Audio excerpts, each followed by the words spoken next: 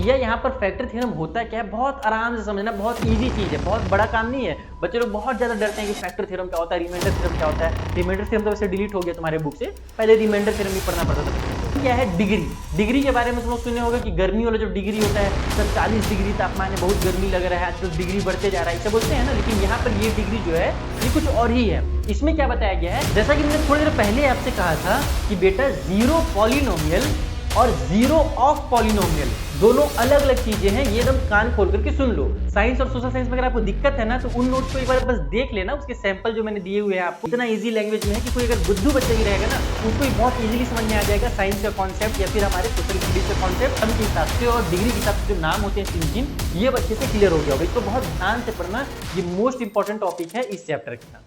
Hello मेरे प्यारे बच्चों, कैसे आप सभी? आशा करता हूं सभी फिट होंगे। प्यारे बच्चों, आज की वीडियो में हम लोग क्लास 9 का जो चैप्टर नंबर 2 पॉलिनोमियल है ना, इसका अच्छा खासा ऑपरेशन करने वाले हैं और इसके एक एक क्वेश्चन, एक एक टॉपिक का जो इंपॉर्टेंट क्वेश्चन है आज मैं आपको वो कराने वाला हूं इस वीडियो में। तो वीडियो को लास्ट तक जरूर देखना और अगर वीडियो से हेल्प मिले ना भाई तो जरूर एक काम करना मेरे लिए, अपने फ्रेंड को इस वीडियो को शेयर कर देना ताकि उन तक भी ये वीडियो पहुंच सके और आपको भी मजा आ जाए पढ़ने में। तो प्यारे बच्चों, सबसे पहले तो पॉलिनोमियल जो हमारा चैप्टर है इसमें कौन कौन सी चीजें हम पढ़ने वाले हैं हम लोग ये देख लेते हैं। सबसे पहला जो टॉपिक पढ़ेंगे हम लोग वो है पॉलिनोमियल का इंट्रो, क्योंकि ये एक नया टॉपिक है। बच्चे थोड़ा सा कंफ्यूज रहते हैं कि कौन सा पॉलिनोमियल है कौन सा नहीं है, और कई बार टीचर भी ट्रिकी क्वेश्चन दे देते हैं। आप एनसीईआरटी एग्जाम्पलर वाला या आरडी शर्मा या आर एस अग्रवाल अगर कर रहे होगे ना तो उसमें ये क्वेश्चन दिए हुए हैं पहचानने के लिए कि बताओ बेटा कौन सा पॉलिनोमियल है कौन सा नहीं है। और इसमें बहुत सारी चीजें रहती है जैसे कि पॉलिनोमियल के टाइप वगैरह, तो हम इसका बेसिक सा एक इंट्रोडक्शन जरूर करेंगे। उसके बाद फिर जीरो ऑफ पॉलिनोमियल जो कि बहुत ही इंपॉर्टेंट चीज है, इस चैप्टर का जान है कह सकते हो, तो ये चीज हम लोग करने वाले हैं सेकंड नंबर पे।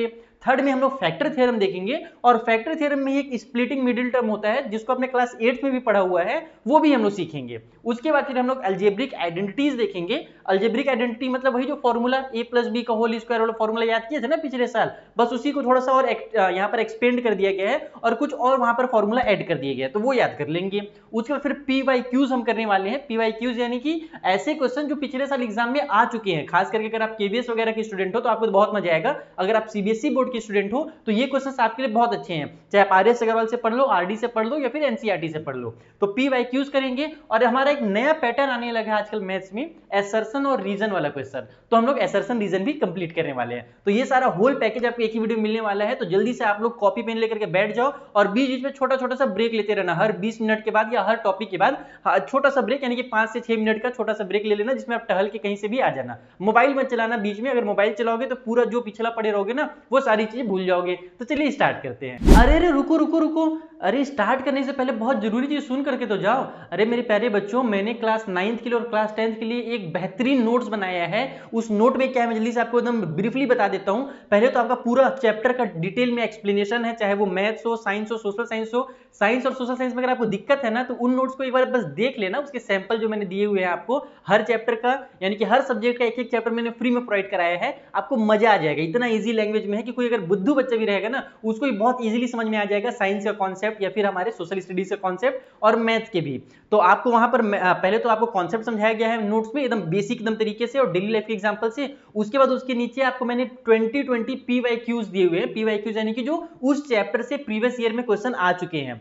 देन आपको उन नोट्स के अंदर आपको PT1 का, PT2 का, हाफ ईयरली का और फाइनल एग्जाम के क्वेश्चन पेपर मैं प्रोवाइड करा चुका हूं। और क्वेश्चन पेपर एक दो नहीं, चार चार क्वेश्चन पेपर है फाइनल एग्जाम के। तो फाइनल एग्जाम के क्वेश्चन पेपर PT1 का एक पेपर, PT2 का एक पेपर, हाफ ईयरली का 2 पेपर विद सॉल्यूशन है। तो बहुत सारी चीजें हैं और उसका प्राइस मिनिमम प्राइस है, क्योंकि मैं जानता हूं मेरे जो मैक्सिमम बच्चे हैं वो छत्तीसगढ़ से, झारखंड से, यूपी से, बिहार से, मध्य प्रदेश से, इस एरिया से बिलोंग करते हैं। और ये बच्चे ऐसे हैं जो बहुत ज्यादा खर्च नहीं कर सकते अपनी पढ़ाई को लेकर के, उनके पेरेंट पढ़ाई पर ज्यादा खर्च नहीं करते हैं। तो इसलिए मैंने यहाँ पर प्राइस जो है ना, जैसे खान सर अपने बड़े बड़े कोचिंग्स के अपने जो बुक्स हैं उनको 200 रुपए में देते हैं, उसी तरीके से मैंने भी अपने नोट्स की जो प्राइस है फिलहाल 199 रखा है। तो जिन बच्चों को वो नोट्स चाहिए वो जल्दी से मेरे 83 वाले नंबर जो आपके सामने भी आ रहा होगा स्क्रीन पे, इस नंबर पे मुझे व्हाट्सअप करो और मैं आपको वो नोट्स के सैंपल भी वहां पर प्रोवाइड करा दूंगा। आप सैंपल पहले देख लेना कितना मजेदार नोट है, और उसमें PT1 का पेपर मैं फ्री में देने वाला हूं, तो PT1 का पेपर भी जरूर सॉल्व करना, फ्री वाला चीज तो जरूर यूज करना। और उसके बाद फिर पैड वाला लेना चाहो तो 199 रुपए पे करके आप लोग उसको इजीली ले सकते हो। अब स्टार्ट करते हैं हमारा पॉलिनोमियल का इंट्रोडक्शन। तो देखो भाई, सबसे पहले तो पॉलिनोमियल होता क्या है। तो द अलजेब्रिक एक्सप्रेशन, जो अलजेब्रिक एक्सप्रेशन आपने क्लास 8 में पढ़ा था ना, 2x 4y 5z, इस टाइप के जो एक्सप्रेशंस होते हैं in which the variable involved have only non-negative integral exponent is called polynomial। अभी थोड़ा सा समझ में नहीं आया होगा, अब मैं इसको थोड़ा सा सिंप्लीफाई करता हूं, इजी लैंग्वेज में तुम लोग को समझाने की कोशिश करता हूं। देखो हमसे क्या बोल रहा जा रहा है कि कोई भी अलजेब्रिक एक्सप्रेशन ले लो, फॉर एग्जांपल के लिए आप लोग 2x ले लो, और इसका जो हमारा वेरिएबल है, वेरिएबल किसको बोलते हैं, जो x y z होता है ना उसको वेरिएबल बोलते हैं। तो जो वेरिएबल है उसकी हाईएस्ट पावर या उसकी जो पावर है, अगर वो एक नॉन निगेटिव है, क्या है, नॉन निगेटिव इंटीग्रल है, इसका मतलब कि वो जो नंबर है हमारा निगेटिव भी नहीं होना चाहिए, और यहाँ पर फ्रैक्शन वैसे नहीं लिखा हुआ इसके डेफिनेशन में, लेकिन आपको ये भी बता देता हूं कि फ्रैक्शन भी नहीं होना चाहिए, निगेटिव भी नहीं होना चाहिए, फ्रैक्शन भी नहीं होना चाहिए। अगर वो होल नंबर है तो फिर वो क्या होगा, हमारा एक पॉलिनोमियल कहलाएगा। जैसे कि 2x के पावर में मैं लिख देता हूं 2, यानी कि 2x का स्क्वायर मैंने लिख दिया, तो ये क्या है, एक पॉलिनोमियल है। Is that clear? पावर कैसा होना चाहिए, आपको यहाँ पर की टू रिमेंबर, मैं कुछ चीजें यहाँ पर साइड में लिखूंगा, वो आप लोग जरूर याद कर लेना कि पॉलिनोमियल की खासियत क्या है, कि जो हमारी पावर होती है, पावर निगेटिव नहीं होती है। क्या होती है, पावर निगेटिव या फ्रैक्शन। ठीक है, फ्रैक्शन को मैं कैसे लिखूं, p/q दे देता हूं, है ना, निगेटिव या फ्रैक्शन नहीं होती है, ये ध्यान रखना, नहीं होती है। अच्छा, ये चीज मैं क्यों लिख रहा हूं, क्योंकि एग्जाम में कई बार क्वेश्चन आता है, पूछ दिया जाता है 1 नंबर क्वेश्चन में कि बताओ इन चारों ऑप्शन में से कौन सा पॉलिनोमियल नहीं है, और अगर तुम फुल स्कोर करना चाह रहे हो बेटा तो ये चीज तुमको पता होना चाहिए। तो अब आपके दिमाग में क्वेश्चन आ रहा होगा कि सर आपने ये तो बता दिया कि ये पॉलिनोमियल है, लेकिन हम कैसे पहचाने कि कौन पॉलिनोमियल नहीं है। तो मैं आपको कुछ एग्जांपल्स उसके भी दिखा देता हूं। जैसे ये फॉर एग्जांपल आप लोग ले लो, 2x के पावर में अगर -3 दिया हुआ है तो ये एक पॉलिनोमियल नहीं है, या फिर अगर हमारा 2x जो है वो हमारे पास पावर में 1/2 दिया हुआ है तो ये भी पॉलिनोमियल नहीं है। ये तो बेसिक है, एडवांस में ऐसे भी आता है, ये भी ध्यान रखना, ऐसे दे देगा रूट के अंदर 2x इस तरीके से। तो कभी भी अगर हमारा रूट के अंदर x होता है ना, या कोई भी नंबर अगर रूट के अंदर है, तो उसका मतलब होता है कि उसकी जो पावर है वो हाफ है, यानी कि जब हम इसको रूट से बाहर निकालेंगे तो x के पावर में 1/2 लिखा जाता है। तो ये जो चीजें मैं लिख रहा हूं ये सभी हमारे क्या है, ये सभी हमारे पॉलिनोमियल नहीं कहलाएंगे, और ये जो मैंने पहले लिखा था ये पॉलिनोमियल है। एक और एग्जांपल मैं बता देता हूं, जैसे कि मान लो अगर हमारे पास लिखा हुआ है 1/2x, ये भी एक देख लो, इस टाइप से भी क्वेश्चन आता है।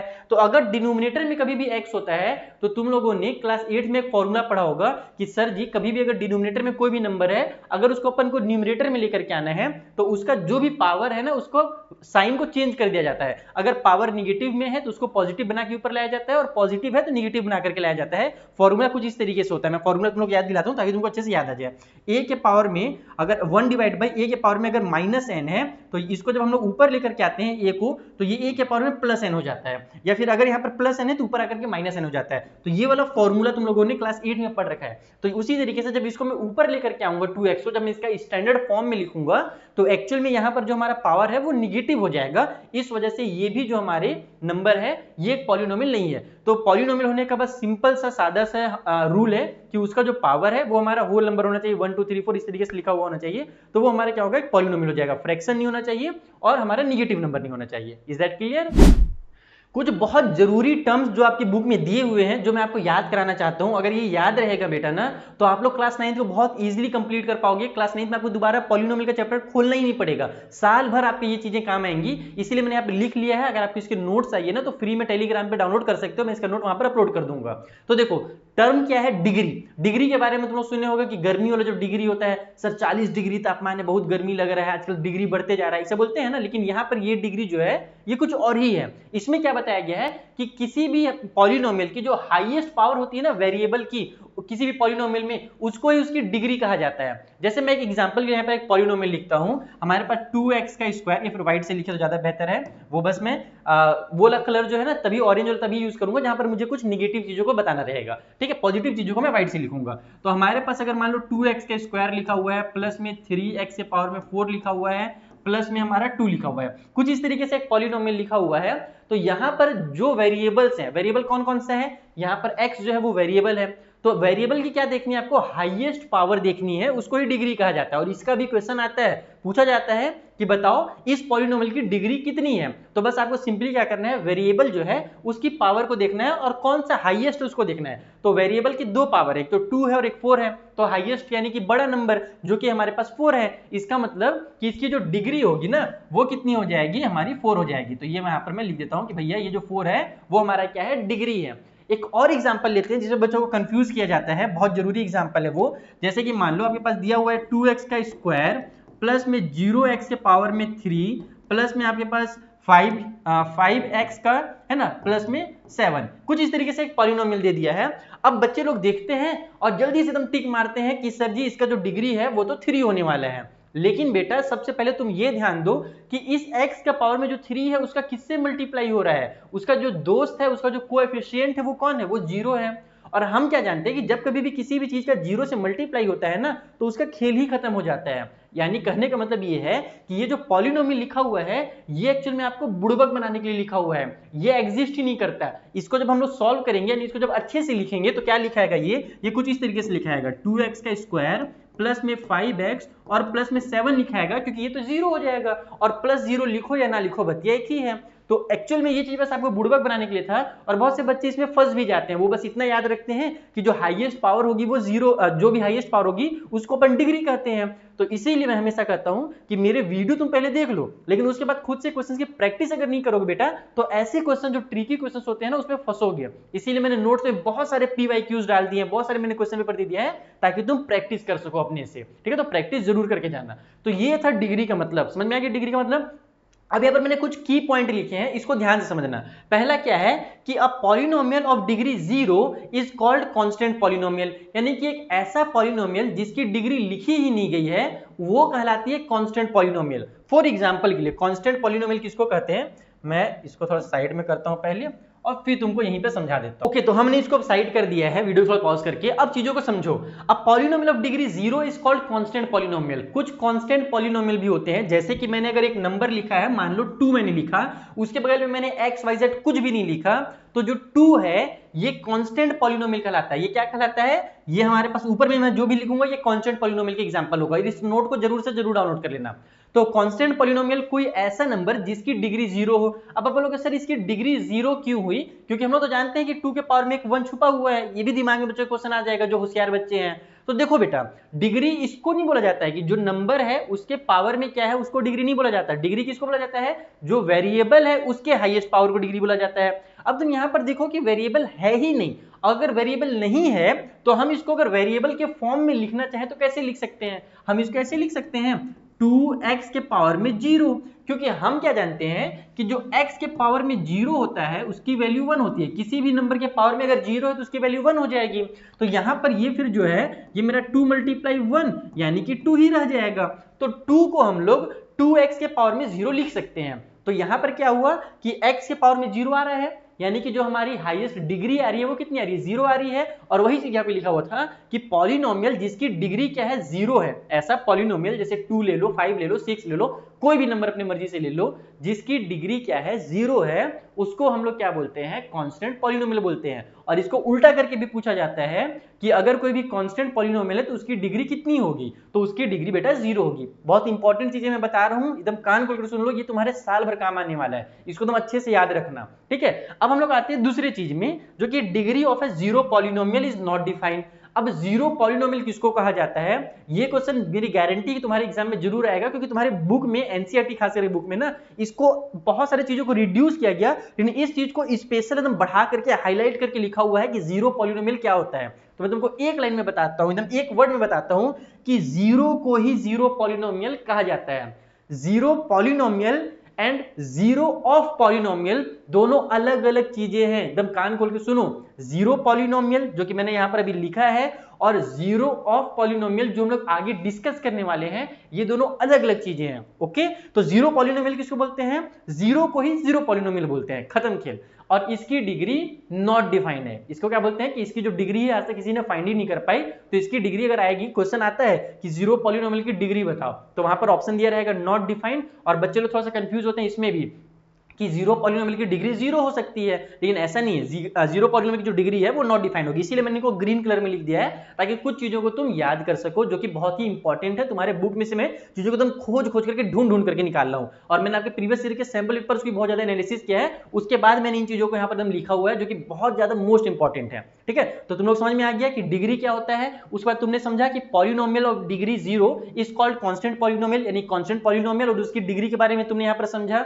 उसके बाद तुमने डिग्री ऑफ जीरो पॉलिनोमियल के बारे में जाना कि जो जीरो पॉलिनोमियल जिसको हम लोग जीरो बोलते हैं, एक्चुअल में जो जीरो नंबर होता है वही जीरो पॉलिनोमियल है, और ये हमारी इसकी जो डिग्री है वो नॉट डिफाइंड है। अब तनी बात कर लेते हैं टाइप्स ऑफ पॉलिनोमियल का, क्योंकि जो पॉलिनोमियल का टाइप है बेटा ना, जैसे ट्रायंगल्स के नाम के टाइप होते हैं ना, उसी तरीके से पॉलिनोमियल के नाम जो है ना वो दो तरीके से लिखा जाता है। ट्रायंगल का नाम कैसे कैसे लिखा जाता है, एक तो उसके साइड के हिसाब से उसका नाम दिया जाता है, आइसोस्केल ट्रायंगल, तो इक्विलैटरल ट्रायंगल, स्केलेन ट्रायंगल इस टाइप से बोलते हैं, और उसके जो एंगल्स हैं उसके हिसाब से भी नाम देते हैं, एक्यूट एंगल ट्रायंगल, तो राइट एंगल ट्रायंगल ऐसे बोला जाता है ना। तो उसी तरीके से जो पॉलिनोमियल होते हैं उनका भी नाम रखा जाता है, और ये भी बहुत इंपॉर्टेंट है। जितनी भी चीज मैं पढ़ा रहा हूं बेटा इंपॉर्टेंट ही पढ़ा रहा हूं, तो यहां पर ध्यान से सुनना कि इसके टाइप्स को दो टर्म में कैसे कैसे नाम कैसे कैसे लिखा जाता है। तो पहला उसके टर्म के हिसाब से उसके नाम को बताया जाता है। अब टर्म क्या होता है सर जी, तो टर्म का मतलब होता है कि कितने पीस वहां पर वर्ड्स यूज किए गए हैं। जैसे फॉर एग्जांपल मैं लिखूंगा तब तुम लोगों को समझ में आएगा। जैसे कि देखो, अगर मैं लिख रहा था 2x² प्लस में 4x का पावर में 3 प्लस में 5, इस तरीके से मैंने एक पॉलिनोमियल लिख दिया। ठीक है, अब इस पॉलिनोमियल में ये एक टर्म कहलाएगा, ये जो है ना ये एक टर्म है, ये एक टर्म है, और ये जो है एक अलग टर्म है।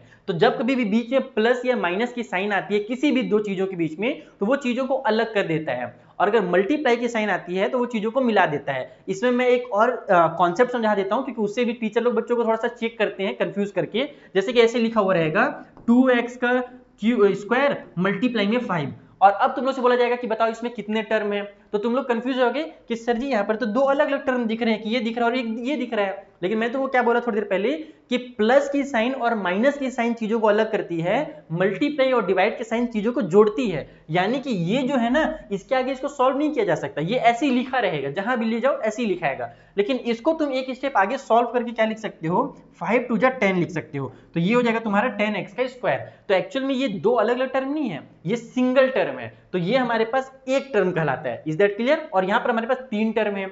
अब आते हैं कि टर्म के हिसाब से पॉलिनोमियल का जो नाम है उसको कैसे लिखा जाए। तो सबसे पहले मोनोमियल। मोनोमियल का मतलब होता है कि अगर केवल एक टर्म है तो उसको मोनोमियल कहेंगे। जैसे जो मैंने पहला पॉलिनोमियल लिखा था, जहां पर मैंने बताया था आपको 2x के पावर में 3 या 2x का स्क्वायर लिखा था, तो ये जो है एक मोनोमियल है, जहां पर हमारे पास ये चिपका हुआ है एकदम एक साथ। अब इसमें ये मत सोचना कि 2 और x स्क्वायर अलग है, एक्चुअल में 2 का मल्टीप्लाई जब होता है x स्क्वायर से तब वो 2x स्क्वायर होता है, तो वो कंप्लीट होगा, एक होगा। मैंने क्या बताया, जब मल्टीप्लाई होता है तो चीजों को एक करने का काम करता है, या डिवाइड भी चीजों को एक करने का काम करता है यहां पर पॉलिनोमियल चैप्टर में। ठीक है, तो ये चीज समझ में आ गया इतना।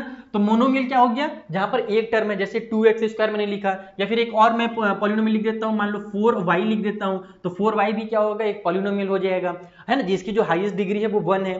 अब बात करते हैं बायनोमियल की, तो नाम से तुम समझ जाओगे कि अब टर्म तुम लोग अगर समझ गए तो तुम लोग बहुत इजीली समझ जाओगे कि बायनोमियल का मतलब जहां पर हमारे पास दो टर्म होते हैं। जैसे कि अगर मैं लिखूं यहां पर 2x का स्क्वायर और माइनस में 4y, तो यहां पर ये दोनों चीजें अब अलग अलग हो जा रही हैं, और माइनस की साइन उनको मिला करके तो रख रहा है लेकिन चीजों को अलग कर दे रहा है। तो ये जो मैंने पॉलिनोमियल लिखा है ये क्या है, एक बायनोमियल का एग्जांपल है। इसके अलावा एक और बायनोमियल लिख देते हैं, मान लो 6x के पावर में 3 और प्लस में हमारे पास 2x दिया हुआ है, तो ये भी एक पॉलिनोमियल है जहां पर हमारे पास दो टर्म है, तो ये क्या हो जाएगा, एक बायनोमियल हो जाएगा। अब आते हैं ट्रायनोमियल, तो नाम से तुम लोग समझ जा रहे होगे। तो ट्रायनोमियल का मैं जल्दी से एक एग्जांपल दे देता हूं। जैसे कि मान लो मेरे पास लिखा हुआ है 7x के पावर में 3 प्लस में 2x का स्क्वायर और प्लस में 5, तो ये क्या हो गया, तीन टर्म्स हो गए, तो ये हमारे पास एक ट्रायनोमियल हो गया। बहुत ही सिंपल था, समझ में आ गया टर्म के हिसाब से हमारे जो पॉलिनोमियल है उनके नाम कैसे लिखे जाते हैं। अब बात करते हैं on the basis of degree, degree के हिसाब से कैसे नाम लिखे जाते हैं। तो डिग्री, जैसे कि मैंने आपको पहले भी बताया कि ये डिग्री गर्मी वाली नहीं है मौसम मत करना है यहाँ पर, ये जो डिग्री है ये हाईएस्ट पावर वाली है, जिसके बारे में पिछले वाले स्लाइड में हमने डिस्कस किया था। तो डिग्री के हिसाब से क्या होता है वो समझ लो। तो डिग्री में जैसे कि हमसे बोला जा रहा है लीनियर पॉलिनोमियल, क्वाड्रेटिक पॉलिनोमियल और क्यूबिक पॉलिनोमियल। तो अगर डिग्री में पावर जो है, यानी कि जो डिग्री है किसी भी पॉलिनोमियल की, अगर वो 1 है तो उसको लीनियर पॉलिनोमियल कहा जाता है, चाहे उसमें कितना ही सारे टर्म हो, टर्म से कोई दिक्कत नहीं है। फॉर एग्जांपल मैं लिखता हूं, जैसे कि मान लो मैंने लिखा केवल 2x। तो यहाँ पर x का पावर क्या है 1 है, अगर कुछ नहीं है यानी कि 1 रहता है वहां पर, ठीक है। तो x के पावर में 1 है, तो ये जो हमारे पास एक पॉलिनोमियल है इसकी डिग्री 1 कहलाएगी। उसके बाद फिर अगर मैं लिखूं एक और पॉलिनोमियल जिसमें मैं टर्म्स थोड़ा सा बढ़ा देता हूं, जैसे मान लो मैं लिखता हूं 7x + 5, तो यहाँ पर भी जो डिग्री है इस पॉलिनोमियल की वो कितनी है। अगर मैं पूछूं कि बताओ बेटा इस पॉलिनोमियल की डिग्री कितनी है, तो तुम जाओगे वेरिएबल के पास और वेरिएबल की हाईएस्ट पावर देखोगे तो डिग्री तुमको 1 दिखेगा, तो समझ जाओगे कि सर ये भी क्या है, एक हमारा लीनियर पॉलिनोमियल है। यानी कि तुमको सिंपली क्या देखना है कि उसकी हाईएस्ट पावर कितनी है उसके वेरिएबल की। तो ये हमारे पास भले 2 टर्म है लेकिन हाईएस्ट पावर अगर 1 है तो उसको हम लोग क्या बोलेंगे, लीनियर पॉलिनोमियल बोलेंगे। तो ऐसे क्वेश्चंस आते हैं एग्जाम में कि बताओ टर्म ऑफ हमारे पास बेसिस ऑफ डिग्री के हिसाब से बताओ कि ये 4 पॉलिनोमियल में कौन सा क्यूबिक है, कौन सा क्वाड्रेटिक है या कौन सा लीनियर है। इस टाइप के ऑब्जेक्टिव क्वेश्चंस आते हैं और तुम लोग अगर यकीन नहीं है ना तो एनसीईआरटी का बुक खोल करके देख लेना, एक्सरसाइज 2.1 में तुमको वैसे क्वेश्चंस मिल जाएंगे। ठीक है, तो समझ में आ गया डिग्री के हिसाब से कैसे होता है। अब आज बात करते हैं क्वाड्रेटिक वाला। क्वाड्रेटिक जैसे नाम से समझ में आ रहा है हाईएस्ट पावर यहाँ पर 2 होना चाहिए। जैसे कि अगर मैं लिखूं 2x का स्क्वायर, यहां पर टर्म से कोई दिक्कत नहीं है, तुम कितना सारे टर्म लगा सकते हो, बस हाईएस्ट पावर 2 होगा, तो ऐसे को हम लोग बोलते हैं क्वाड्रेटिक पॉलिनोमियल। जैसे एक और एग्जांपल में लिखता हूं, मान लो लिखा हुआ है 2x का स्क्वायर प्लस में 3x प्लस में 5, इस तरीके से लिखा हुआ है। तो यहाँ पर अब 3 टर्म दिख रहे हैं, लेकिन मैंने क्या बताया कि जब डिग्री की बात की जाती है तब टर्म को ध्यान नहीं दिया जाता, तब केवल डिग्री को देखा जाता है। तो इस वाले पॉलिनोमियल में जो डिग्री है, हाईएस्ट डिग्री वो कितनी है, 2 है। तो बस अगर हाईएस्ट डिग्री 2 है तो वैसे पॉलिनोमियल को क्वाड्रेटिक पॉलिनोमियल कहेंगे। अब लास्ट में आ जाते हैं क्यूबिक पॉलिनोमियल का, और क्यूब से तुमको समझ में आ गया होगा कि हाईएस्ट पावर 3 होनी चाहिए। जैसे कि हमारे पास मान लो 5x का क्यूब प्लस में 2x प्लस में 7x का स्क्वायर प्लस में 4, एकदम बड़ा सा मैंने पॉलिनोमियल लिख दिया। और यहां पर जब तुमसे इस पॉलिनोमियल की डिग्री पूछी जाएगी तो तुमको दिखेगा कि हाईएस्ट पावर 3 है, इट मींस कि इसकी डिग्री जो है वो 3 है। तो बस जब डिग्री 3 होती है किसी पॉलिनोमियल की तो उसको क्यूबिक पॉलिनोमियल बोला जाता है। आई होप अब आप लोगों को जो पॉलिनोमियल के नाम है ना, जो उसके टाइप्स हैं अलग अलग, जो हमारे पास टर्म के हिसाब से और डिग्री के हिसाब से जो नाम होते हैं 3-3, ये अच्छे से क्लियर हो गया होगा। इसको बहुत ध्यान से पढ़ना, ये मोस्ट इंपॉर्टेंट टॉपिक है इस चैप्टर का। जैसा कि मैंने थोड़ी देर पहले आपसे कहा था कि बेटा जीरो पॉलिनोमियल और जीरो ऑफ पॉलिनोमियल दोनों अलग अलग चीजें हैं, ये एकदम कान खोल करके सुन लो। तो मैंने जीरो पॉलिनोमियल के बारे में क्या बताया था कि जीरो को ही जीरो पॉलिनोमियल कहा जाता है। अब बात करते हैं जीरो ऑफ पॉलिनोमियल के बारे में कि ये क्या चीज है, ये कौन सी बला का नाम है। तो देखो प्यारे बच्चों, a polynomial is when equal to 0 then all the values of x are called 0 of the polynomial. यानी कि कोई भी पॉलिनोमियल लिखा हुआ है अगर वो इक्वल टू 0 है तो वहां से जब तुम x की वैल्यू निकालोगे ना तो x का जो वैल्यू है वही 0 कहलाता है। अब तुम पूछोगे सर थोड़ा समझ में नहीं आया, थोड़ा एग्जांपल से समझा दो। तो कोई दिक्कत नहीं, मैं एग्जांपल से समझाने की कोशिश करता हूं। जैसे कि मान लो मैंने एक पॉलिनोमियल लिखा 2x प्लस में 3 इक्वल टू 0, पॉलिनोमियल के राइट साइड में मैंने लगा दिया 0। अब क्या करेंगे, हम यहां से x की वैल्यू निकालेंगे। तो x की वैल्यू निकालेंगे, तुमको पता है कि हम लोग क्लास 7-8 से सीखते हुए आए हैं, चीजों को ट्रांसफर करते जाओ, दूसरी तरफ फेंकते जाओ, x या y या z जो भी दिया हुआ है उसकी वैल्यू निकल करके आ जाती है। तो यहाँ पर वही करेंगे हम लोग को। अगर x की वैल्यू निकालनी है तो पहले मैं 3 को उधर ट्रांसफर करूंगा तो उधर जाकर के माइनस का 3 हो जाएगा। उसके बाद मैं 2 को ट्रांसफर करूंगा तो 2 यहाँ पर मल्टीप्लाई में है तो उधर जाकर के 2 जो है वो डिवाइड में हो जाएगा। तो x की वैल्यू जो है वो 3/2 आ गई। यानी कि जो हमारा पॉलिनोमियल था, पॉलिनोमियल कौन सा था, ये वाला, ये हमारा पॉलिनोमियल है। और इस वाले पॉलिनोमियल के लिए जो 0 है, इस पॉलिनोमियल का जो 0 है वो -3/2 है। -3/2 का मतलब ये हुआ कि भैया जी अगर हम x के बदले में -3/2 पुट कर देना तो इस पॉलिनोमियल का जो एक्चुअल जो वैल्यू है ना वो क्या हो जाएगा, 0 हो जाएगा। शायद तुम लोग को अभी समझ में नहीं आ रहा है कि 0 क्या होता है, अभी मैं तुम लोग को इसको अच्छे समझाता हूं। मैंने x का वैल्यू निकाला ना -3/2। अब मैं काम करता हूं कि मैं इसी पॉलिनोमियल को पकड़ता हूं।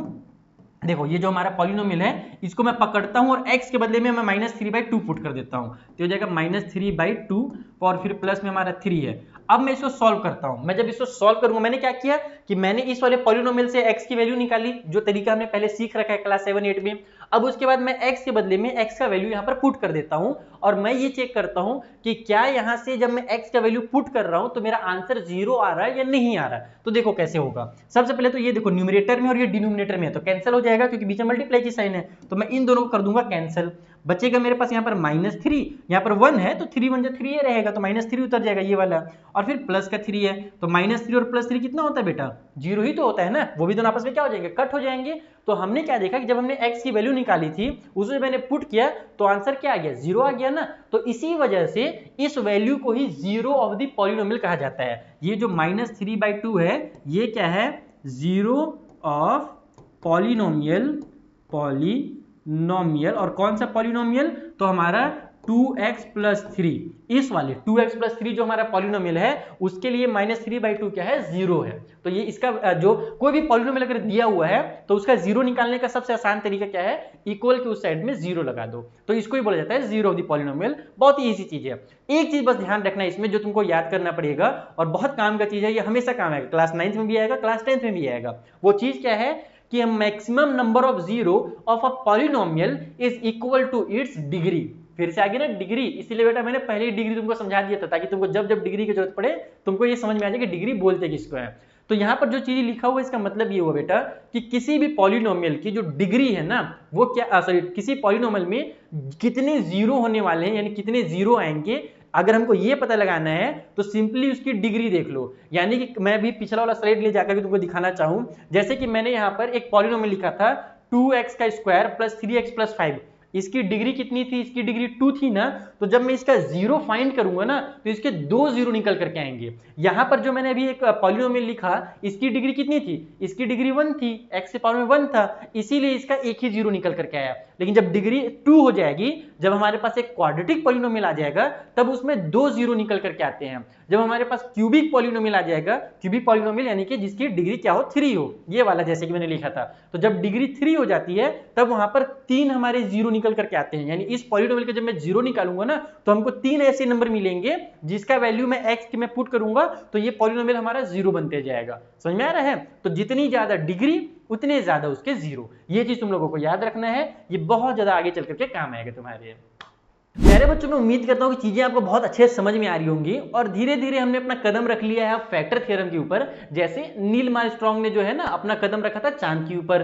तो भैया यहाँ पर फैक्टर थ्योरम होता क्या है, बहुत आराम से समझना, बहुत ईजी चीज है, बहुत बड़ा काम नहीं है। बच्चे लोग बहुत ज्यादा डरते हैं कि फैक्टर थ्योरम क्या होता है, रिमाइंडर थ्योरम क्या होता है। रिमाइंडर थ्योरम तो वैसे डिलीट हो गया तुम्हारे बुक से, पहले रिमाइंडर थ्योरम भी पढ़ना पड़ता था बच्चों को। तो फैक्टर थ्योरम होता है क्या, मैं आपको बहुत आसानी समझाता हूँ। तुमने डिवाइड करना तो सीखा ही है। जैसे कि मैं अगर ये बोलूं कि मेरे प्यारे बच्चों बताओ 12 को 2 से डिवाइड किया जा सकता है या नहीं किया जा सकता, तो तुम लोग बोलोगे यस सर, 12 को हम लोग 2 से इजीली डिवाइड कर सकते हैं। 12 को जब हम लोग 2 से डिवाइड करेंगे तो 2 6 12 होगा और हमारा जो रिमाइंडर है वो कुछ नहीं बचेगा। मैं बोलूंगा प्यारे बच्चों ये बताओ कि 12 को 5 से डिवाइड किया जा सकता है या नहीं किया जा सकता है। तुम बोलोगे सर किया तो जा सकता है, 12 को अगर 5 से डिवाइड करें तो वो डिवाइड तो हो जाएगा लेकिन पूरा पूरा डिवाइड नहीं होगा, 5 2 10 होगा और 2 जो है वो रिमाइंडर बच जाएगा। हमने तो यही सीखा हुआ है। तो इसको डिवाइड करना नहीं बोलते हैं, जब रिमाइंडर बच जाए तो फिर वहां पर वो फैक्टर नहीं कहलाता है। लेकिन ये जो 2 है ना, ये पूरा पूरा डिवाइड कर दिया और रिमाइंडर हमारे पास नहीं बचा, इसीलिए जो 2 है वो 12 का एक फैक्टर कहलाएगा। अब बस इसी चीज का हम लोग यूज करते हैं फैक्टर थ्योरम में। इसको मैं थोड़ा सा मिटा देता हूं, तुम लोग को डिवाइड करना तो आता ही होगा, मैं जानता हूं ये सारी चीजें। अब हम लोग आते हैं कि जो आपके बुक में डेफिनेशन दिया हुआ है पॉलिनोमियल का वो क्या है, और फिर उसके बाद फिर हम लोग चीजों को एकदम आसानी से एग्जांपल्स के थ्रू समझेंगे। जैसे देखो, हमसे बोला जा रहा है कि अगर px एक पॉलिनोमियल है, अब बोलोगे सर ये क्या होता है, ये px क्या होता है, इसको बता दीजिए। तो px कुछ नहीं, एक नाम होता है। किसी भी पॉलिनोमियल का जब हम लोग को नाम लिखना रहता है ना तो हम उसको px लिख देते हैं, p और ब्रैकेट में x, ठीक है, इस तरीके से उसका नाम लिखा जाता है। जैसे कि थोड़ी देर पहले मैंने 2x + 3 एक पॉलिनोमियल लिखा था ना, तो उसको मैंने यहाँ पे देखो px = 2x + 3 लिख दिया, यानी कि जो 2x + 3 है वो एक पॉलिनोमियल है और उस पॉलिनोमियल का जो नाम है वो p ब्रैकेट में x है। ओके, तो अगर px एक पॉलिनोमियल है जिसकी डिग्री 1 है and a is any real number, then दो कंडीशन होते हैं। पहला, x - a is a factor of px, x - a क्या होगा, px का यानी इस पॉलिनोमियल का एक फैक्टर होगा। अगर a के बदले हम लोग जब रखते हैं, जब हम लोग a को x के बदले पुट करते हैं तो हमारा आंसर 0 हो जाता है, तब उस कंडीशन में। अब आप लोगों को थोड़ा सा ये चीजें समझ में नहीं आएंगी क्योंकि ये डेफिनेशन है, डेफिनेशन बच्चों को समझ में नहीं आता है, एग्जांपल समझ में आता है। एग्जांपल से समझाता हूं। देखो क्या बोल रहा है ना कि अगर कोई भी पॉलिनोमियल है तो यहां पर जब तुम x की वैल्यू निकालोगे, सिंपल लैंग्वेज में समझो, जब तुम x की वैल्यू निकालोगे तो x की वैल्यू भी हमने निकाली, कितना निकल करके आया था, x का वैल्यू -3/2 निकल करके आया था।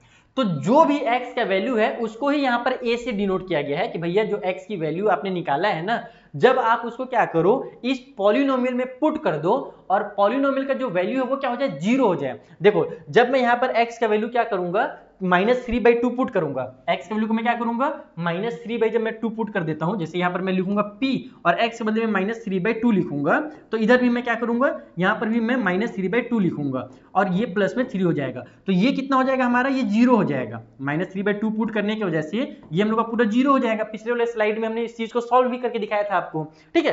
तो जब कभी भी हमारा x का कोई ऐसा वैल्यू जिसको हम लोग पुट करते हैं और आंसर हमारा 0 हो जाता है, तो ये जो वैल्यू हमने रखा है ये -3/2, ये क्या होता है, एक फैक्टर होता है। लेकिन इसको डायरेक्ट नहीं लिखा जाता है फैक्टर, इसको कैसे लिखा जाता है, इसको ऐसे लिखा जाता है, x माइनस में -3/2, इस तरीके से लिखा जाता है। और यहां पर इसको ऐसे लिखेंगे और ये कहलाता है हमारा फैक्टर। ये क्या कहलाएगा, हमारा फैक्टर कहलाएगा। और इसको जब तुम लोग थोड़ा सॉल्व करोगे तो एक्चुअल वाला जो फैक्टर बनेगा वो इस तरीके से बनेगा, x माइनस और माइनस हमारा प्लस हो जाएगा और ये 3/2 बन जाएगा। यानी कि x प्लस में 3/2 जो है ना, वो इसका फैक्टर है। किसका फैक्टर है, तो इस वाले पॉलिनोमियल का।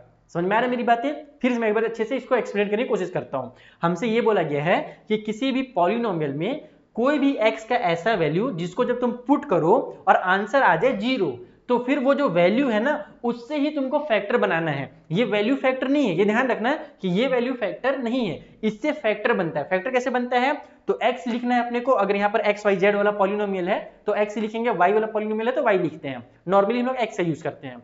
तो हम क्या करेंगे, x लिखेंगे, फिर माइनस की साइन लगाएंगे और फिर ब्रैकेट के अंदर जो भी हमारा यहाँ पर हमने जो वैल्यू निकाला था उस वैल्यू को हम लोग यहाँ पे पुट करेंगे और माइनस माइनस हमारा प्लस हो गया। यानी कि इस वाले पॉलिनोमियल का जो फैक्टर है वो कितना है, वो हमारा x प्लस में 3/2 है।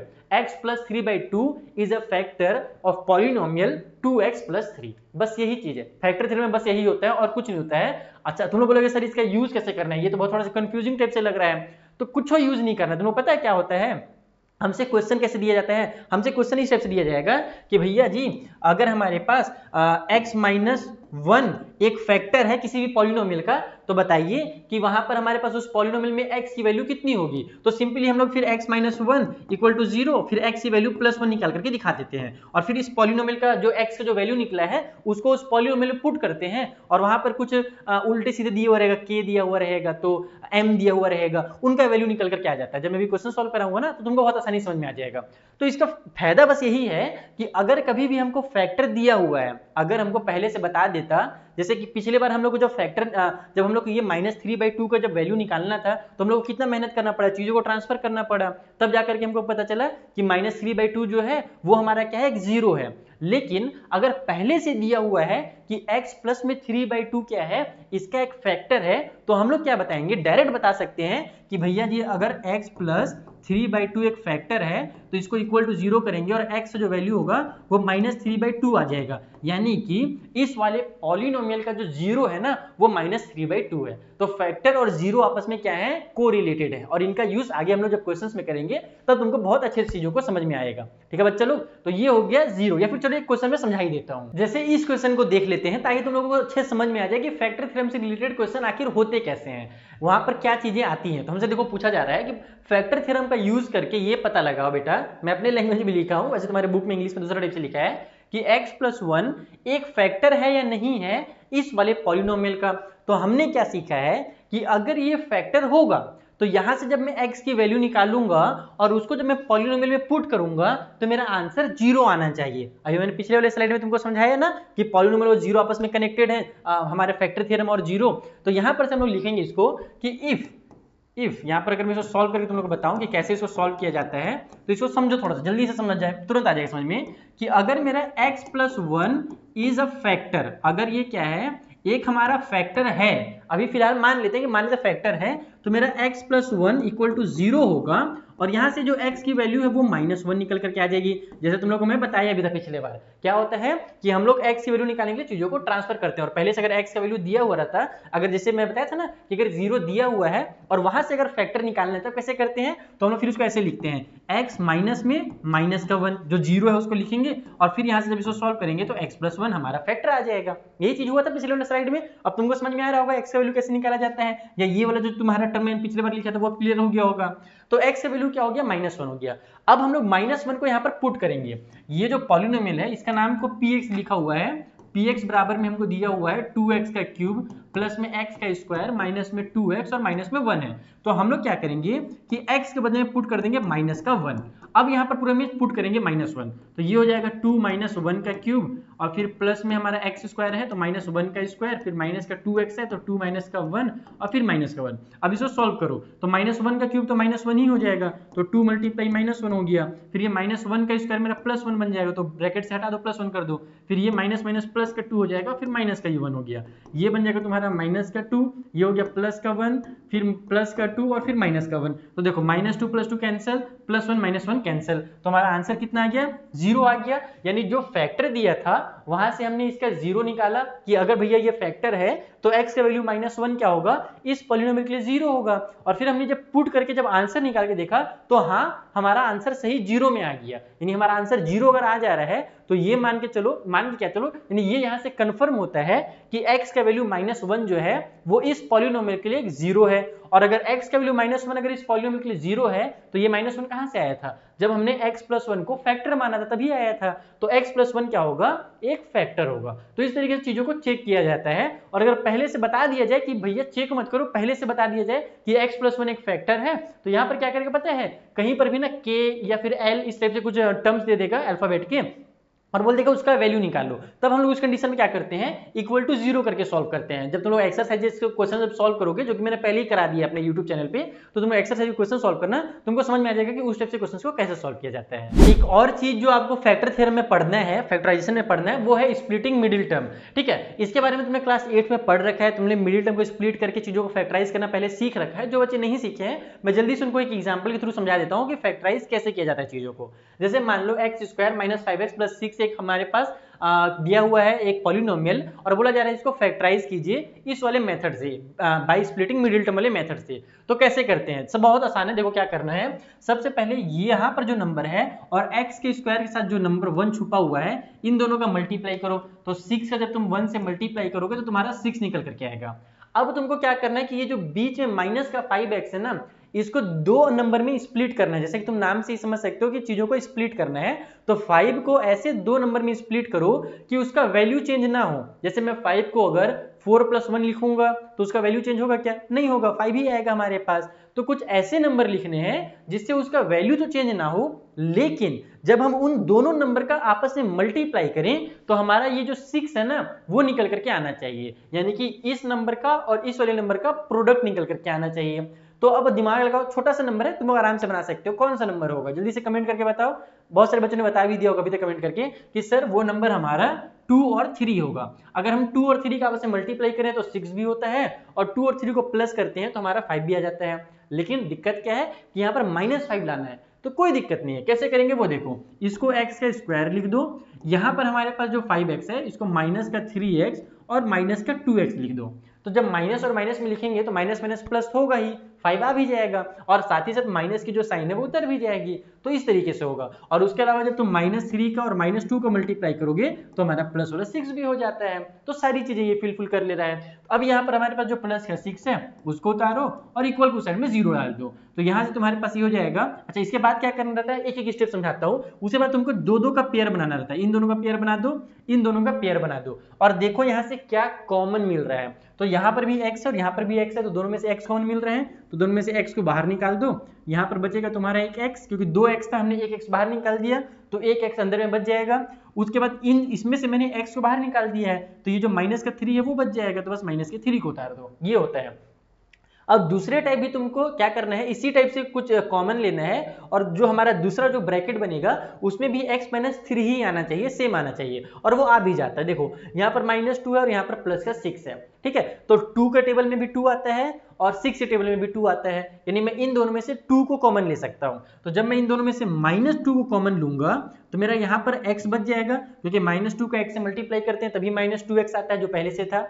उसके बाद मैं यहाँ पर अब 6 है तो मैं केवल 3 नहीं लिखूंगा, प्लस वाला 3 नहीं लिखूंगा, अगर +3 लिखूंगा तो देखो 2 3 जा 6 तो हो जाएगा, लेकिन -2 और +3 मिलकर के मेरा -6 बना लेंगे। जबकि हमारे पास रूल ये है कि जो नंबर है वही नंबर आना चाहिए कॉमन लेने के बाद। तो अभी तो नहीं आ रहा है, तो क्या करेंगे हम लोग, ये जो प्लस वाला 3 था उसको -3 बना देंगे। तो -2 और -3 जब मल्टीप्लाई होगा तो प्लस वाला 6 आ जाएगा। तो इस तरीके से किया जाता है और इक्वल टू साइड में 0 लिख देते हैं। अब यहाँ पर भी x - 3 आ गया, x - 3 आ गया। तो अब इन दोनों में से x - 3 को ले लो कॉमन, और यहाँ पर बचेगा तुम्हारा ये वाला x, और यहाँ पर तुम्हारा बच जाएगा -2। तो ये जो x - 3 और x - 2 है, ये क्या है, इस वाले पॉलिनोमियल का, जो कि क्वाड्रेटिक पॉलिनोमियल था, उसके दो फैक्टर हैं। और यहाँ से तुम इसके जीरो भी निकाल सकते हो। अगर ये बोला जाए कि बताइए इसके जीरो कौन कौन से हैं, तो तुम लोग x - 3 = 0 लिखना, फिर x का वैल्यू कितना आ जाएगा, प्लस वाला 3 आ जाएगा। मैं लिख के भी दिखा देता हूँ कि अगर अपने को जीरो निकालने के लिए बोला जाता तब मैं क्या करता, तब मैं x - 3 = 0 लिखता, और x का जो वैल्यू है वो -3 को उधर भेज करके प्लस वाला 3 निकाल देता। तो x का वैल्यू +3 आ गया, यानी कि +3 क्या है, इसके लिए एक जीरो का काम कर रहा है। उसी तरीके से अगर मैं x - 2 लिखूं = 0, क्योंकि दो फैक्टर निकले हैं ना, एक ये फैक्टर है और एक ये फैक्टर है, तो यहाँ पर x - 2 = 0 लिखो, और x का जो वैल्यू है वो तुम्हारा प्लस वाला 2 हो जाएगा। जैसा कि मैंने तुमको थोड़ी देर पहले भी समझाया था कि किसी भी पॉलिनोमियल में जो जीरो होते हैं वो कितने होते हैं, तो उस पॉलिनोमियल की डिग्री के ऊपर ये निर्भर करता है। अगर डिग्री 2 है तो हमारे पास जीरो जो है वो 2 निकल करके आ गए। अगर डिग्री 1 रहती तो पिछले वाले क्वेश्चन में तुमने देखा कि एक जीरो निकल करके आ रहा है। और एक और क्वेश्चन आता है जो कि तुम लोगों को मैं आने वाली वीडियोस में बताऊंगा, जहां पर मैं तुम लोगों को बताऊंगा कि किस तरीके से पावर की हाईएस्ट पावर 3 रहता है ना, तब हम लोग उसको कैसे फैक्टराइज करते हैं और कैसे वहां पर डिग्री निकालते हैं। 3 डिग्री वहां पर निकलता है, वहां पर 3 बार हमारे फैक्टर्स निकल करके आते हैं जब हाईएस्ट पावर 3 होता है, जब क्यूबिक पॉलिनोमियल की बात आती है उस कंडीशन में। तो ये था हमारा स्प्लिटिंग मिडिल टर्म। अब फाइनली हम लोग बात कर लेते हैं अलजेब्रिक आइडेंटिटीज का, कि बच्चों इस साल आप लोगों को कितने आइडेंटिटी पढ़ने हैं, कितने फॉर्मूले पढ़ने हैं। तो देखो टोटल आप लोगों को 10 फॉर्मूले पढ़ने हैं, जिसमें से 2 या 3 फॉर्मूले तुमको पहले से याद होंगे। a + b का होल स्क्वायर, या फिर उसी को हम लोग x + y का होल स्क्वायर भी बोलते हैं, दोनों सेम ही चीजें हैं। ये तुम लोगों को पहले से याद है। तो पहला नंबर का जो फॉर्मूला है वो तुमने पहले से याद कर रखा है। ये वाला x - y का होल स्क्वायर वाला फॉर्मूला तुमको पहले से याद है। x का स्क्वायर - y का स्क्वायर, जो कि x + y और x - y होता है। ये तीनों फॉर्मूला क्लास 8 से पहले भी तुम लोगों ने कई बार पढ़ रखे हैं। अब आते हैं नए फॉर्मूलाज के ऊपर, और इन फॉर्मूला को याद करने का बेटा देखो तरीका क्या है। सबसे आसान तरीका यही है कि जब कभी बहुत सारे फॉर्मूले आ जाते हैं ना, तो तुम चाहे RS अग्रवाल का बुक देख लो, चाहे तुम RD शर्मा का बुक देख लो, उसमें तुमको क्वेश्चंस दिया जाता है प्रैक्टिस के लिए। कोई दूसरा इजी ट्रिक नहीं है कि तुमको फॉर्मूला याद हो जाए तुरंत भर में। कम से कम हर फॉर्मूला का 5 क्वेश्चन बनाना पड़ता है, कम से कम 5 क्वेश्चन। वैसे तुम्हारे बुक में तो 20-20 क्वेश्चन दिया हुआ है, लेकिन मैं तुमको रिकमेंड करूंगा कि हर फॉर्मूला से रिलेटेड 5 क्वेश्चन बना लो, तुमको फॉर्मूला याद हो जाएंगे। और दूसरा तरीका जो मैं अपने क्लास 9-10 में यूज करता था, अपने जहां पर मैं स्टडी करता हूं वहां पर मैं फॉर्मूला लोग को चिपका देता हूं लिख करके। तो भैया मैं बार बार देखता हूं सुबह शाम, मेरे को याद हो जाता है फॉर्मूला। तो तुम लोग को भी ऐसे ही करना है कि चिपका भी देना है जहां पर सोते हो, जहां पर स्टडी करते हो वहां पर, और साथ ही साथ में तुम लोगों को क्वेश्चन की प्रैक्टिस करनी है। मैं फॉर्मूला एक बार थोड़ा सा एक्सप्लेन कर देता हूं ताकि तुम लोग को चीजें समझ में आ जाए। हमारे पास अगर x + a और x + b के फॉर्म में कोई भी टर्म दिया हुआ है, कोई भी क्वेश्चन दिया हुआ है, जैसे कि मान लो x+ में हमारे पास 2 है और x+ में हमारे पास 3 है, कुछ इस तरीके से अगर दिया हुआ है, तो वहां पर ये फॉर्मूला अप्लाई होता है। x का स्क्वायर कर देना है, ब्रैकेट में a + b, और फिर x कर देना है, और लास्ट में a और b का मल्टीप्लाई कर देना है। ठीक है, तो ये एक फॉर्मूला जो कि काम आता है, ये तुम्हारे क्लास में दिया है। इससे रिलेटेड बहुत से लोग ना इस फॉर्मूला को ध्यान नहीं देते, बोलते हैं कि ज्यादा इससे क्वेश्चन नहीं आता है, लेकिन टीचर लोग इससे रिलेटेड क्वेश्चन जरूर देते हैं एग्जाम में। ठीक है, उसके बाद एक नया फॉर्मूला है। अभी तक हमने केवल x और y का होल स्क्वायर पढ़ा था, अब देखोगे x + y + z का होल स्क्वायर। तो इसमें क्या रहेगा, x के स्क्वायर पर बहुत आसानी से तुरंत याद हो जाता है। याद तो तुरंत हो जाता है, बस बच्चे लोग भूल क्यों जाते हैं, क्योंकि वो रिवीजन नहीं करते हैं और प्रैक्टिस नहीं करते हैं। बहुत देखो कितना आसान फॉर्मूला है, x के स्क्वायर + y के स्क्वायर + z के स्क्वायर, तीनों का स्क्वायर कर दिया गया। अब तीनों को क्या करेंगे, आपस में 2 के साथ मल्टीप्लाई कर देंगे। देखो 2 का x और y से मल्टीप्लाई किए, फिर 2 का y और z से मल्टीप्लाई किए, फिर 2 का z और x से मल्टीप्लाई किए। तो फॉर्मूला एकदम मस्त एक सीक्वेंस में, एक पैटर्न में है। अगर याद करना चाहे कोई बच्चा ना, अगर IQ लेवल बहुत कम भी है, अगर बुद्धू बच्चा भी है, वो भी इस फॉर्मूला को बहुत आसानी से याद कर सकता है, क्योंकि एक पैटर्न बना हुआ है, और पैटर्न में चीजें जब रहती है तो उनको याद करना बहुत आसान हो जाता है। तो ये एक फॉर्मूला था। तीसरा फॉर्मूला तुम लोग जो पढ़ोगे, जो अगला फॉर्मूला है वो क्यूब से रिलेटेड है। क्यूब वाले फॉर्मूला तुमने अभी तक नहीं पढ़ा था क्लास 8 में, तो ये नया है तुम्हारे लिए कि अगर x + y का होल क्यूब दिया हुआ है तब क्या होता है। तो ध्यान रखना कि ये वाला फॉर्मूला और इस वाले फॉर्मूला बच्चे सोचते हैं कि सेम फॉर्मूला है, जबकि दोनों अलग अलग हैं। अगर हमारे पास इस तरीके से दिया हुआ है, मान लो x + 3 का होल क्यूब ऐसे दिया हुआ है, और एक लिखा हुआ है x का क्यूब प्लस 3 का क्यूब। तो ये दोनों चीजें क्या है बेटा, अलग अलग है, ये ध्यान रखना, इनका जो फॉर्मूला बनता है ये अलग अलग बनता है और अलग अलग आंसर भी आते हैं, तो फॉर्मूला को ध्यान से याद करना। तो अगर ब्रैकेट में हो एंड होल का क्यूब दिया हुआ है तो उस कंडीशन में x का क्यूब होगा प्लस y का क्यूब होगा प्लस 3xy होगा और ब्रैकेट में x प्लस y होगा। और कई बार इसी फॉर्मूला को एक्सपेंड करके भी लिखा जाता है। इसके क्वेश्चंस को जब फैक्टराइज करने के जाते हैं ना तो कैसे लिखा जाता है वो भी बता देता हूँ। इसको लिखा जाएगा इस तरीके से, x का क्यूब प्लस y का क्यूब प्लस में 3 और ये जो x y है पहले x से मल्टीप्लाई होगा तो x स्क्वायर और y आ जाएगा और फिर इस y से जब मल्टीप्लाई होगा तो 3x और y का स्क्वायर। तो इस फॉर्म में भी रहता है, तो दोनों फॉर्म सही है, ये वाला फॉर्म भी सही है और ये फॉर्म भी सही है। अगर टीचर तुम्हारे ये फॉर्म लिखा दें तो ये मत सोचना कि एमडी सर ने तो गलत बताया था, ऐसा बिल्कुल नहीं है, तुम्हारा ये भी सही है और ये भी सही है, ठीक है। तो क्या देखा, जब होल वाला रहता है तब इस कंडीशन में रहते हैं सब प्लस में, और जब हमारा निगेटिव वाला आ जाता है x माइनस वाई का होल क्यूब हो जाता है तो भी हमारा सेम टू सेम रहेगा, बस निगेटिव में हो जाएगा, x का क्यूब माइनस वाई का क्यूब माइनस 3xy ब्रैकेट में x माइनस वाई, ठीक है। अब इस फॉर्मूला को 8th वाला जो फॉर्मूला है उसको समझने से पहले 9th और 10th वाले को समझ लो ताकि तुम इन चीजों को आपस में को रिलेट कर सको।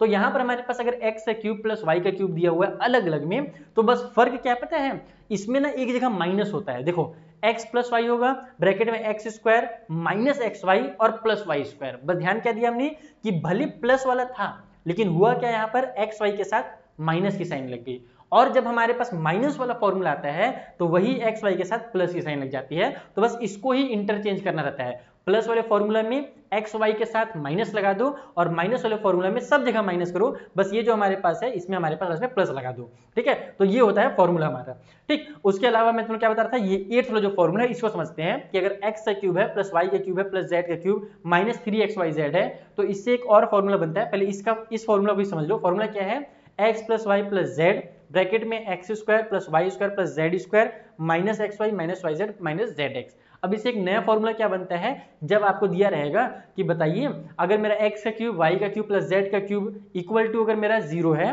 नहीं अगर x plus y plus z equal to अगर 0 है, अगर इसका वैल्यू अगर मेरा 0 हो जा रहा है तो फिर इस वाले फॉर्मूला का वैल्यू कैसे चेंज होता है। तो उस कंडीशन में क्या होता है कि अगर मान लो कोई भी नंबर दिया हुआ है जहां पर x को y को और z को हम लोग प्लस किए और आंसर हमारा 0 आ गया, तब हमारा इस 0 से ये सभी मिल करके क्या बन जाएंगे, 0 बन जाएंगे, क्योंकि यहाँ पर एक मल्टीप्लाई की साइन छुपी हुई है और 0 का सबसे मल्टीप्लाई होकर के सबको 0 कर देगा। तो मेरा ये जो फॉर्मूला है ये इक्वल टू 0 आ जाएगा और वहां से मेरा x cube y cube plus z cube का अगर मुझे आंसर निकालना हो तो मैं माइनस 3xyz को इधर ट्रांसफर करूंगा और वो प्लस का 3xyz हो जाता है। अभी मैं एक pyq आपको दिखाने वाला हूँ, प्रीवियस ईयर क्वेश्चन दिखाने वाला हूँ, जिससे तुमको ये चीज अच्छे से समझ में आएगा कि सर क्या बोलना चाहते हैं। इस 8th वाले फॉर्मूला से जो नया फॉर्मूला बनता है ना वो कैसे बनता है, उससे रिलेटेड क्वेश्चन कैसे आता है जो pyq में आ चुका है और हमेशा आता है, वो भी मैं तुमको दिखाता हूँ। तो ये रहा वो क्वेश्चन जो कि उस हमारा जो कॉन्सेप्ट है उस जो फॉर्मूला है उससे हर बार आता है। क्वेश्चन में क्या बोल रहा है कि अगर a plus b plus c equal to अगर 0 हो तो बताइए a cube plus b cube plus c cube किसके बराबर होगा। तो अभी हमने क्या देखा कि अगर हमारे पास x plus y plus z का वैल्यू, देखो उसी फॉर्मूला को a b और c में कन्वर्ट कर दिया और कुछ नहीं किया है। तुम उस फॉर्मूला को देखना जाकर के, उस फॉर्मूला में हमारे पास इक्वल के लेफ्ट राइट साइड में, इक्वल के राइट साइड में तुम देखोगे है ना, तुम्हारे इस साइड में इक्वल के इधर जहां पर हमारे पास ब्रैकेट में x plus y plus z था, फिर उसके बाद फिर और लंबा चौड़ा फॉर्मूला था, तो इसके बदले जब तुम 0 को पुट कर दोगे तब तुम्हारा क्या फॉर्मूला बन जाता है। मैं फिर से याद दिला रहा हूं, यहाँ पर x का क्यूब था प्लस y का क्यूब था प्लस z का क्यूब था, फिर माइनस में 3xyz इस तरीके से था, ठीक है। अब यहाँ पर अगर इसका वैल्यू 0 दे रहा है तो इसके साथ जितने चीजें हैं सभी का जब मल्टीप्लाई होगा तो सब क्या हो जाएंगे, हमारे 0 हो जाएंगे। तो मेरा यहाँ से फॉर्मूला क्या बन जाएगा, x का क्यूब प्लस y का क्यूब प्लस z का cube minus 3xyz equal to 0 हो जाएगा। और अगर मुझे केवल इसके बारे में पूछे कि बताओ बस इसका वैल्यू कितना होगा, जो कि इस क्वेश्चन में पूछा गया है कि a cube plus b cube plus c cube का वैल्यू कितना होगा, तो उसके लिए क्या करेंगे, इसको उधर ट्रांसफर कर देंगे। तो यहाँ से तुम्हारा x का क्यूब प्लस y का क्यूब प्लस z का क्यूब इक्वल टू हो जाएगा तुम्हारा 3xyz।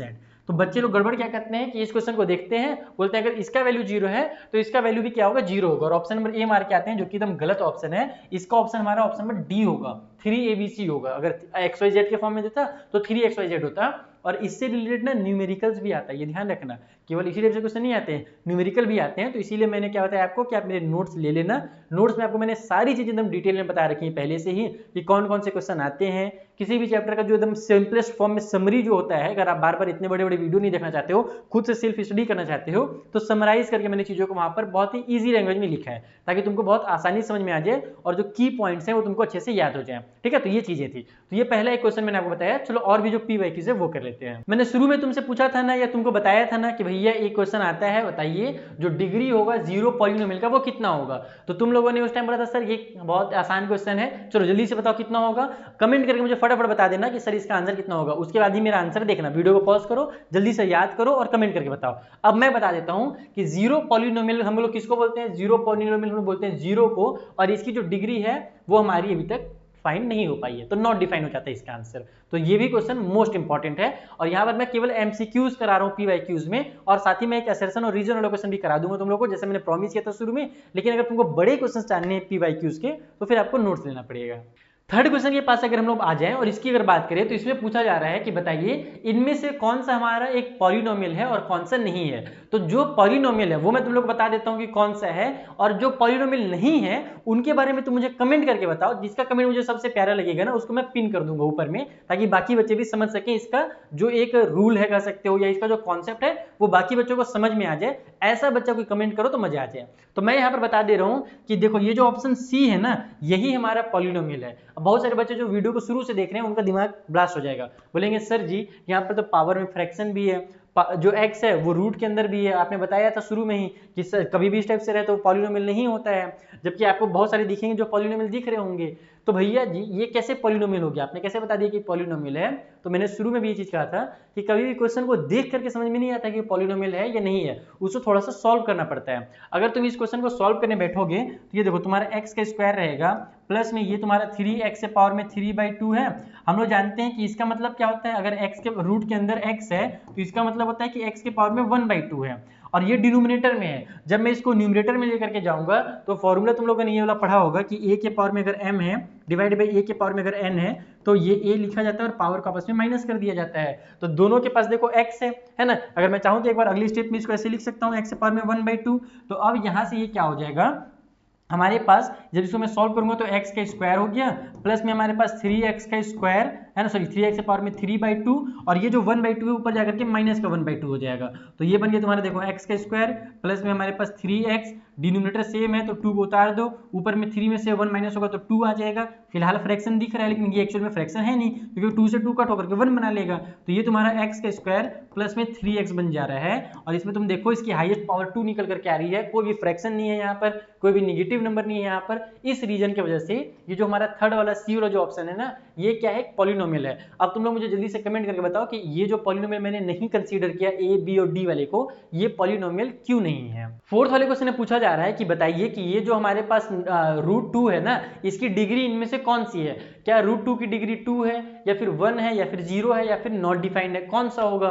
तो देखो मैंने ये चीज भी तुम लोगों को बताया था कि कोई भी कांस्टेंट पॉलिनोमियल क्या होता है, कांस्टेंट पॉलिनोमियल किसको बोलते हैं, कोई भी न्यूमेरिकल नंबर दे दिया हो, चाहे वो हमारा √2 दे दे या नॉर्मल 2 दे दे, ये सारी चीजें क्या होती है हमारे कांस्टेंट पॉलिनोमियल में आती हैं, और इनकी जो डिग्री होती है वो कितनी होती है, इनकी डिग्री 0 होती है। देखो यार अगर तुमने वीडियो को शुरू से देखा है और यहाँ तक पहुंचे हो ना, तो ये चीज तुम लोगों को पता होना चाहिए। अगर नहीं पता है इसका मतलब तुमने शुरुआत में ध्यान से नहीं दिखा है, या फिर तुमने शुरुआत देखा ही नहीं, डायरेक्ट तुम लोग PYQs करने आ गए हो। तो सारी चीजें आपस में कनेक्टेड है, जो बच्चा शुरू से देखा होगा उसको ये चीज समझ में आ रहा होगा, जो डायरेक्ट देख रहा होगा उसको समझ में नहीं आ रहा होगा। इसलिए शुरू वाला जो पार्ट था जहां पर मैंने कांस्टेंट पॉलिनोमियल के बारे में बताया था, वो चीजें तुम लोग जरूर देख लेना। अब एक लास्ट असर्शन और रीजन का क्वेश्चन भी हम लोग कर लेते हैं। सो असर्शन और रीजन में होता क्या है, पहले तो आपको मैं वो समझा देता हूं। अगर आप ऐसे बच्चे हो जिसने आज तक असर्शन और रीजन का क्वेश्चन सॉल्व नहीं किया, तो जल्दी से समझ लो कि आपके पास 4 ऑप्शन दिए हुए रहते हैं और 2 स्टेटमेंट दिए हुए रहते हैं।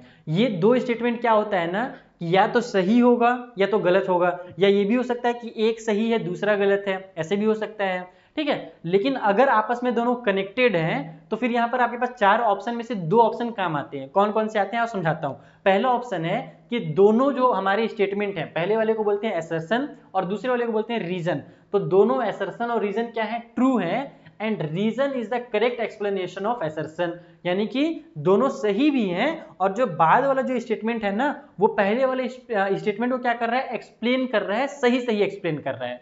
तो तब जब वो कंडीशन जब रहेगा, जब हम लोग स्टेटमेंट पढ़ेंगे और हमको ये वाला फील हो कि दोनों सही भी हैं और जो सेकेंड वाला है हमारा वो पहले वाले को एक्सप्लेन कर रहा है, तो वहां पर हम लोग क्या करते हैं, ऑप्शन नंबर ए को टिक लगा करके आते हैं या आंसर शीट में option A is the correct answer लिख करके आते हैं। ठीक है, ऑप्शन बी कब लगाते हैं, जब हमको देखने से ये पता चले कि दोनों सही तो हैं, assertion and reason are true, दोनों सही हैं, लेकिन reason is not the correct explanation of assertion, यानी कि ये वाला जो स्टेटमेंट है ये इस वाले स्टेटमेंट का सही एक्सप्लेनेशन जब नहीं करता है, तब हम लोग क्या करते हैं, बी को लगाते हैं। यानी कि है दोनों सही लेकिन ये इससे कनेक्ट नहीं कर पा रहा है, तब ऑप्शन नंबर बी मार्क करके आ जाना। फिर तीसरा ऑप्शन बहुत ही सिंपल है कि पहला वाला ट्रू है लेकिन रीजन यानी कि जो दूसरा वाला है वो फॉल्स है, तब सी ऑप्शन लगा देना। फिर डी वाले में उसी को उल्टा कर दिया है कि assertion जो है वो फॉल्स है, पहला वाला फॉल्स है और जो दूसरा वाला है वो ट्रू है। तो हम लोग अभी स्टेटमेंट को पढ़ते हैं और पता लगाते हैं कि इन चारों में से कौन सा आंसर सही होगा। तो स्टेटमेंट क्या है, degree of polynomial 4x to the power 4 plus 0x to the power 3 plus 0x के पावर में 5 प्लस 5x प्लस 7, बहुत बड़ा सा पॉलिनोमियल दे दिया है और इसका डिग्री बोल रहा है कितना है, डिग्री इज 4। ठीक है, यानी कि इस पॉलिनोमियल का डिग्री 4 है, क्या सही बात है या गलत बात है। तो जो बच्चे शुरू में वीडियो देखे होंगे जहां पर मैंने डिग्री को एक्सप्लेन किया था और इस टाइप से मैंने एग्जांपल भी लेके समझाया था, उनको पता होगा कि हाँ जी इसकी डिग्री 4 है, और जो बच्चे नहीं देखे होंगे उनको लग रहा होगा कि नहीं इसकी डिग्री 5 है। तो बेटा कंफ्यूज नहीं होना है, तो जल्दी से शुरू में जाकर के देख लो, तुमको समझ में आ जाएगा कि हाँ इसकी डिग्री 4 क्यों है। ठीक है, तो ये चीज तो सही है, इसकी डिग्री 4 है, ये बात तो सही है। अब दूसरे वाले को देखते हैं, the highest power of the variables is 4, यानी कि इस वेरिएबल जितने भी वेरिएबल दिए हुए हैं उसमें जो हाईएस्ट पावर है वो हमारा 4 है, so the degree of the polynomial is 4, इसीलिए इस पॉलिनोमियल की जो डिग्री है वो 4 है। तो ये भी बात बिल्कुल सही कहा है कि ये जो पॉलिनोमियल है इसकी हाईएस्ट पावर कितनी है, 4 है। भले भी ये 5 और ये 3 दिख रहा होगा तुम लोग को, लेकिन ये एग्जिस्ट ही नहीं करता है, मैंने ये चीज शुरू में ही समझा दिया है। तो इस पॉलिनोमियल की जो हाईएस्ट पावर है वो 4 है, इसीलिए इसकी डिग्री 4 है। तो बस इस चीज को एक्सप्लेन कर दिया, इस वजह से हमारा ऑप्शन नंबर ए जो है ना वो सही होगा कि दोनों सही भी लिखे हुए हैं और दोनों एक दूसरे को कनेक्ट कर रहे हैं, यानी जो रीजन है वो assertion को यहाँ पर कंप्लीट कर रहा है। तो इस तरीके से हमारा ये वीडियो भी बेटा कंप्लीट होता है। आई होप आपको पॉलिनोमियल अच्छे से समझ में आ गया होगा। देखो मैंने आप लोगों को सारी जो चीजें जरूरत थी वो पूरी चीज मैंने आपको समझा दिया है, बस एक चीज की कमी रह गई है अब, वो है प्रैक्टिस करने की। और एक ही वीडियो में अगर प्रैक्टिस भी करने चला जाऊँ ना तो नहीं पता वीडियो कितना लंबा हो जाएगा, इसलिए मैंने बीच में कुछ क्वेश्चन की प्रैक्टिस करा दी है तुम लोग को, कुछ PYQs तुम लोग को मैंने बता दिए हैं। बाकी अब डिटेल में प्रैक्टिस तुम लोग अपने बुक से कर सकते हो, और अच्छे से अगर प्रैक्टिस करना चाहो तो जैसे मैंने तुमको हमेशा बताया है, शुरू से बताते आ रहा हूँ कि मैंने नोट्स बना दिया है। नोट्स में हर चैप्टर के बाद आपको 20-20 PYQs मिलेंगे, PYQs को तुम सॉल्व करो। अगर PYQs नहीं बन रहे हैं तो उसके बाद तुम्हारा नोट में जो है ना मैंने पूरी चीजों को एक्सप्लेन किया हुआ है पहले से, तो तुम नोट्स को देखोगे तो PYQs बहुत आसानी से बनने लगेंगे। प्रैक्टिस के लिए PYQs मैंने डाल दिया है जो प्रीवियस ईयर में आ चुके हैं। उसके अलावा मैंने अलग से वहां पर बहुत सारे क्वेश्चन दिए हुए हैं, अलग से क्वेश्चन पेपर डिजाइन किया है। PT1 का क्वेश्चन पेपर है जो कि सारे बच्चों के लिए फ्री है, और उस क्वेश्चन पेपर के नीचे उस क्वेश्चन पेपर का सॉल्यूशन भी है। तुम पहले क्वेश्चन पेपर की प्रैक्टिस करोगे, जब नहीं बनेगा तो नीचे से सॉल्यूशन भी देख सकते हो। PT2 का एक क्वेश्चन पेपर है, हाफ ईयरली के 2 पेपर में बनाए हैं सब सब्जेक्ट के, यानी कि एक बोल रहा हूं मतलब कि एक ही पूरा पेपर है नहीं, मैथ्स का एक पेपर मिलेगा आपको, साइंस का एक पेपर मिलेगा, सोशल साइंस का एक पेपर मिलेगा फ्री में। और जब पेड कर दोगे तो तुमको PT2 का भी एक पेपर सारे सब्जेक्ट का मिलेगा, हाफ ईयरली का तुमको 2 पेपर सारे सब्जेक्ट का मिलेगा, और फाइनल एग्जाम के लिए तुमको 4 पेपर सारे सब्जेक्ट के मिलेंगे। इसलिए तुम लोग हमारा जो नोट्स है वो जरूर परचेस कर लेना। आपके सामने फिर से मेरा जो व्हाट्सएप नंबर है वो आ गया होगा, उससे मुझे मैसेज करो कि सर मैं परचेस करना चाहता हूँ, तो मैं वहां पर तुम लोगों को अपना QR कोड भेजूंगा, उस QR कोड को स्कैन करके तुम लोग इजिली पे कर सकते हो, जैसे दुकान में सब्जी लेने जाते हो तो पे करते हो ना, बस उसी तरीके से। और एकदम ये मिनिमम कॉस्ट है 199। अगर तुम लोगों को मैं इतनी सारी चीजें प्रोवाइड करा रहा हूँ ना तो ये किसी बुक में नहीं प्रोवाइड कराया जा रहा है, मैंने इसीलिए नोट्स को बनाया ही है क्योंकि जो मेरे बच्चे हैं वो गरीब परिवार से बिलोंग करते हैं और बहुत ज्यादा चीजों में खर्च नहीं कर पाते हैं। जैसे मोटे मोटे जो ओसवाल के, एजुकार्ट के जो बुक होते हैं थोड़े महंगे पड़ते हैं बच्चों को, 500 का एक बुक आता है, और वहां पर बच्चों को 3-3 हज़ार रुपए लग जाता है और पेरेंट वो चीज अफोर्ड नहीं कर पाते हैं। इसीलिए मैंने इन नोट्स को बनाया है। तो सोचो तुम्हारा 3000 जो है केवल 200 में भी काम हो जा रहा है, तो फटाफट परचेस कर लो। बाद में मैं भी लालच में आकर के रेट बढ़ा दिया ना तो फिर मत बोलना, क्योंकि मुझे इन नोट्स को बनाने में जितना समय लगा है और जितने लोगों की टीम लगी है ना, जितना मैंने खर्च किया है